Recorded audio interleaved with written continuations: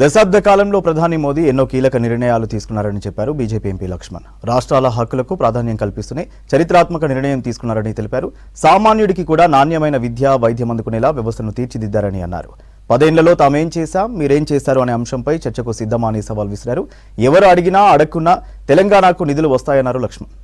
ఈ బడ్జెట్ ప్రధానంగా పేద వర్గాలను, ముఖ్యంగా మధ్యతరగతి కుటుంబీకులను, రైతుల సంక్షేమాన్ని, యువత, బడుగు బలహీన వర్గాలు, దళితులకు పెద్దపీట వేస్తూ అన్ని వర్గాలకు కూడా సమన్యాయం చేసే విధంగా నరేంద్ర మోడీ గారి నాయకత్వంలో రూపొందించినటువంటి ఇది డ్రీమ్ బడ్జెట్.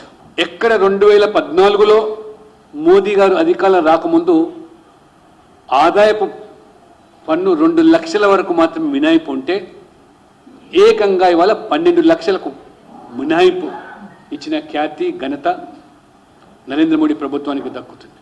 ఇది ఒక మైల్ స్టోన్. సామాన్యుల జీవన ప్రమాణాలు మెరుగుపరచడమే కాకుండా 25 కోట్ల మంది పేదరికం నుంచి గట్టెక్కించి ఇది దాదాపు 29% ఏదైతే మరి దారిద్ర్య రేఖన ఉండేటువంటి వాళ్ళను 11% పరిమితం చేశారంటే ఇది ఒక పార్టీ నాయకుడిగా కాదు, ఇవాళ నీతి ఆయోగ్ ఇచ్చినటువంటి నివేదికలు స్పష్టం చేస్తున్నాయి.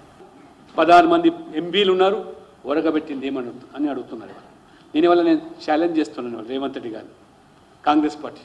10 సంవత్సరాలు మీరు యూపీఏ కేంద్రంలో అధికారంలో ఉన్నారు. ఇవాళ కేసీఆర్ గారు, టీఆర్ఎస్ ఇద్దరు కలిసి రాష్ట్రాన్ని, దేశాన్ని పాలించిన మీరు ఈ 2 పార్టీలు కలిసి ఇవాళ బీజేపీని ఇవాళ ఏదైతే లక్ష్యంగా పెట్టుకుని విమర్శిస్తున్నారో, టీఆర్ఎస్, కాంగ్రెస్ ఇద్దరు ఎజెండా ఒకటే. ఈ తెలంగాణ రాష్ట్రంలో బీజేపీ ఎదుగుదలను చూసి సహించలేక, ఓర్వలేక ఏ రకంగా ఒకే గానాన్ని వినిపిస్తా ఉన్నాం. మేము ఎంత ఇచ్చామో చర్చకు మేము సిద్ధంగా ఉన్నాం. ఒక్కటి కూడా ఎక్కువగా ఇచ్చినట్టయితే కూడా దేనికైనా సిద్ధమని చెప్పి నేను సవాల్ చేస్తున్నాను. మెదక్, సిద్దిపేట లాంటి ప్రాంతాలకు మొదటిసారిగా స్వాతంత్ర దేశంలో ఈ యొక్క ప్రాంతాలకు తొలిసారిగా రైలు సేవలు. అంతకుముందు రైలు చూసిన పాపం లేదు మీ హయాంలో.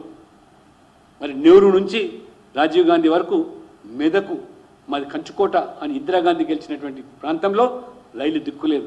మోదీ గారు వచ్చిన తర్వాతనే ఈ యొక్క Medak, Siddipet MMTS second phase మొత్తం యాదాద్రి వరకు కూడా ఇవాళ రాష్ట్రం తన వంతు వాటా సమకూర్చకపోయినప్పటికీ కూడా కేంద్రమే పూర్తి నిధులతో ఈరోజు మరి ఇవ్వడం.